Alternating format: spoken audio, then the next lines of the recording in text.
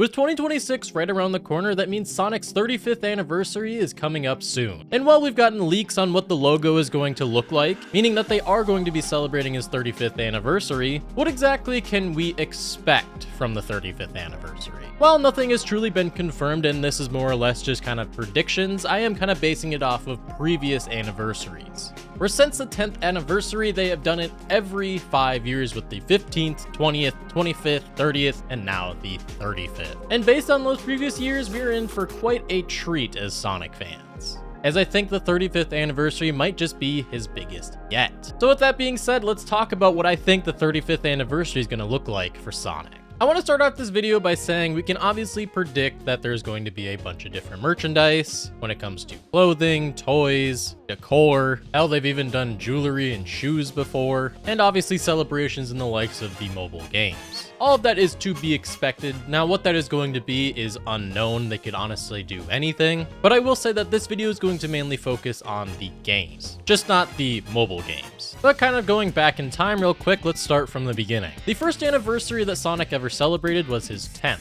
and a pretty big one at that, considering that the 10th anniversary delivered Sonic Adventure 2. Alongside that, it also released the first installment of the Advance series. This was kind of a weird time for Sonic as they were just stopping making consoles for Sega and moving more over to the Nintendo consoles. So Sonic Adventure 2 and 2 Battle did come out around the same time, but both were coded as Sonic's 10th anniversary title. But that alone just showing just how good anniversary titles can actually be. Sonic Adventure 2 is arguably the best Sonic game. While it's not my favorite, it's definitely a top 3 Sonic game. Skipping over to the 15th anniversary and one that didn't go so hot for them, this delivered Sonic 06. Listen, I know we can sit here all day and ramble about what could have been with 06, but unfortunately that just never came to light.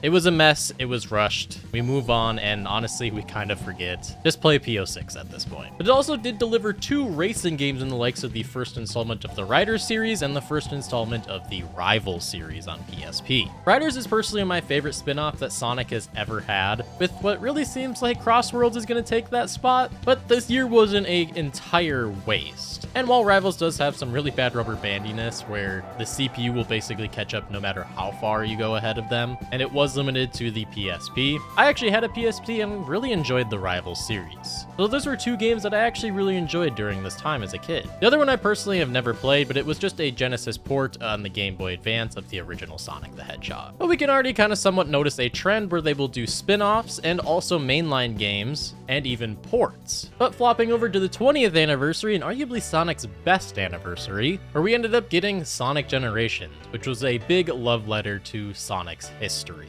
Of not only introducing a second Sonic with allowing modern and classic Sonic to run through the game, but also all the stages being based off of previous Sonic games up until this point. This game was incredible and is actually my personal favorite Sonic game, and this was honestly the perfect way to celebrate 20 years of Sonic. I mean, hey, maybe when we get to the 40-year mark, we can see a Sonic Generations 2. I wouldn't be mad about that. Just maybe have someone help Ian Flynn write the dialogue for the game next time.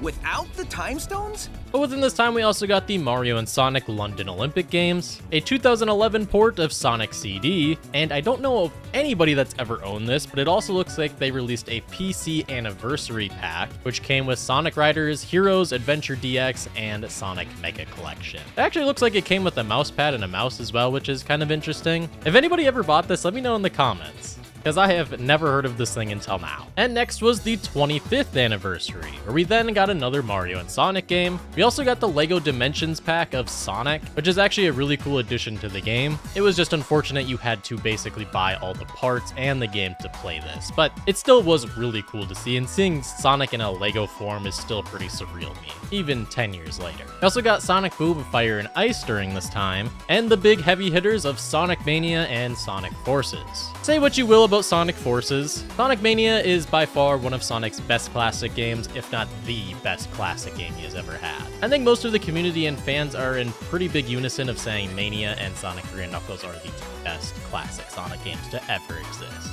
and it truly really is a shame that we never got Mania 2. And lastly, the most recent one being Sonic's 30th anniversary. This is where we ended up getting quite a few different games within this anniversary. The first one being the remaster of Sonic Colors, being named Sonic Colors Ultimate. While a lot of people do think the original Sonic Colors is still the superior version of it, and a lot of other games probably deserve to remaster more than Colors, it's still really cool to see Sonic Colors ported over to the PC and still get some love from Sega, as it still is a really solid game. We also got Sonic Origins, which basically ported over the classic games and added some different things to it, with those classics being the original Sonic the Hedgehog, Sonic CD, Sonic 2, and then Sonic 3, Knuckles. While I haven't spent the most amount of hours into Sonic Origins, whenever I go back and play classic games, this is always the way that I have personally done it since its release. I really like that Sega went ahead and did this and ported them over into modern day consoles and PC. And of course, the next biggest heavy hitter of the anniversary is Sonic Frontiers. Sonic Frontiers obviously being the best-selling Sonic game within recent years, and also being Sonic's first completely open-world game. This game was not only reviewed extremely well, but also super well received by fans. While this game isn't perfect by any means, it is a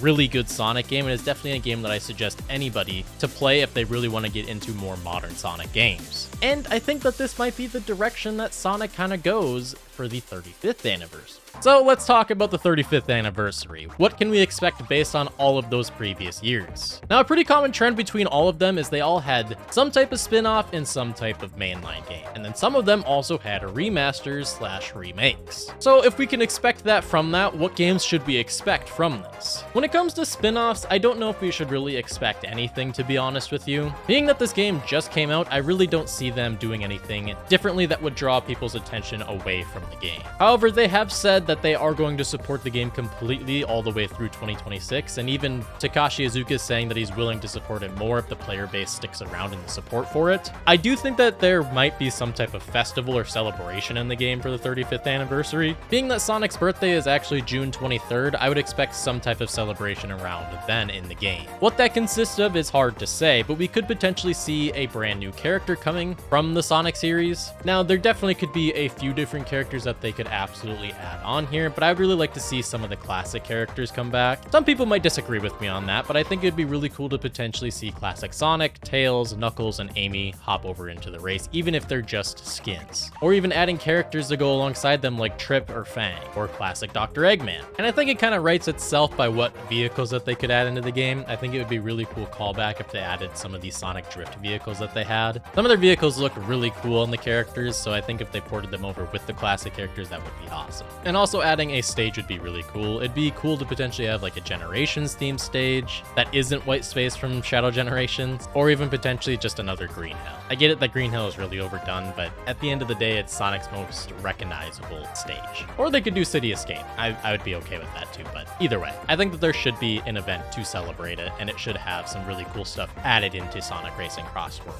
I think that will kind of take up the spin-off slot that a lot of the anniversaries have.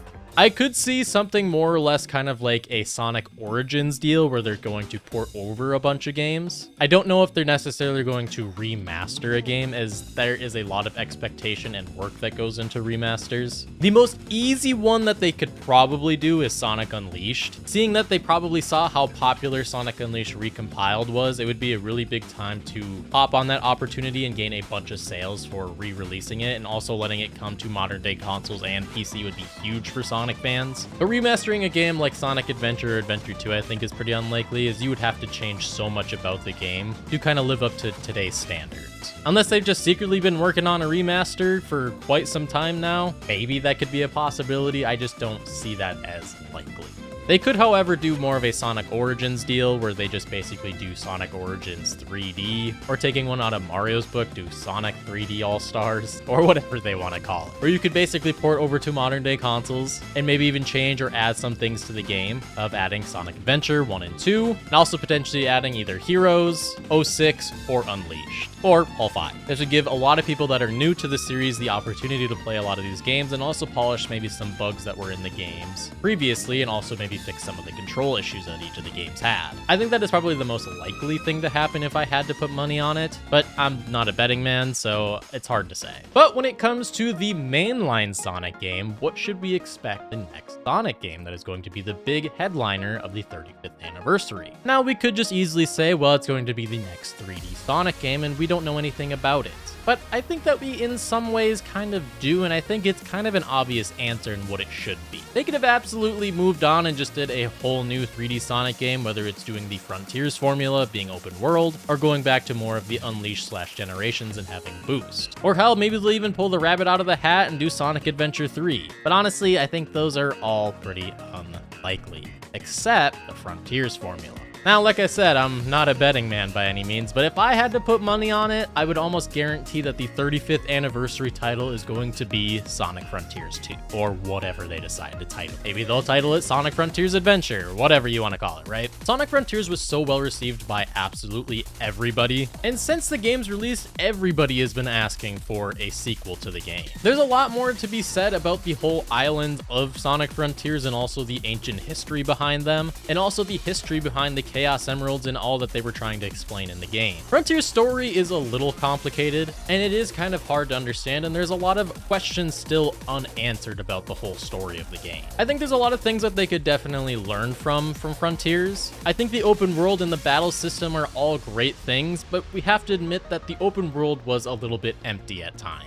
I understand that not every section and piece of the map can be filled with things to do in the game, as that would be a little unexpected considering how fast Sonic moves in games, but I think that there should be more side quests, more collectibles, and maybe even newer islands that are yet to be discovered, like having an abandoned city, having a water-themed island, having an ice-themed island. There's so many different possibilities of what they could go with on that, and I think that they should. There are so many cool things that they could really do with a Frontiers 2, and Frontiers was a humongous step in the right direction to a really, really good Sonic game. Frontiers was already good, but I know that they can make a great Sonic game with using that same kind of formula, just changing a few things about it. And I also love what DLC 3 did, where obviously it kind of rewrote the story of it, making the story a lot better of an ending, but I more mean the multiple playable character. Obviously, playing as Sonic is going to be the main focus, and it's always a blast to do it. But a lot of fans obviously have favorite characters that aren't just Sonic. Many characters in the series have some huge fan bases. I, for one, have been an advocate for being a huge Silver the Hedgehog supporter over the years, and I would do anything just to have him as a playable character, let alone get his own game in the future.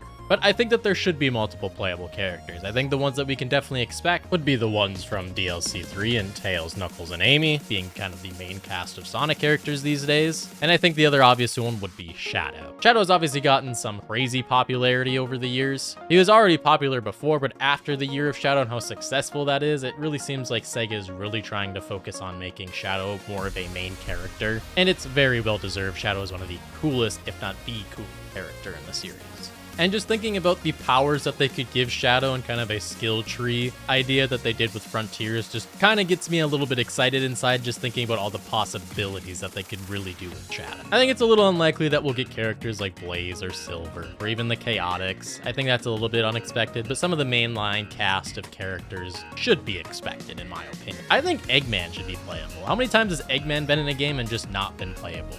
I get it, he's supposed to be more of the main villain, but at the end of DLC 3, he kind of joined up with Sonic and friends. It'd be cool to see if there is a bigger threat beyond the Titans and the end on the islands, and even Eggman has to join up and fight with you. It would be cool to kind of use him and Sage and possibly Metal Sonic as a playable character in the game. Frontiers was a pretty lengthy game, and it actually took us quite a while to completely finish the game. And let's say that they've been working on this since the release of Frontiers 1. They've had 5 years to develop this game. I think we can fully expect this game to be somewhat similar length, if not longer. But just like the Sonic Unleashed song, there is truly endless possibility. That's just kind of my predictions for it. I could be completely wrong. This video could age like some grade A milk, but just kind of basing it off of what they've done in previous years, and kind of seems like the way that Sega is heading with Sonic's future. Considering that in this year they didn't include Sonic Movie 4 for the anniversary, it seems like there's going to be a much bigger thing that's going to happen during this time. Sonic Movie 4 comes out on March 19th in 2027, so it could very possibly be that there is something even bigger coming than the movies and their priority. I think Sonic Frontiers 2 is the perfect opportunity for that. But let me know what you guys think. Let me know what your guys' predictions are and what you expect from the 35th anniversary. Even if it's not involved with the games, if it's something from the comics or potentially even some merchandise or some other type of thing, let me know what you guys think that the 35th anniversary is going to have. But with all that being said, guys, I'll catch you in the next one. Peace!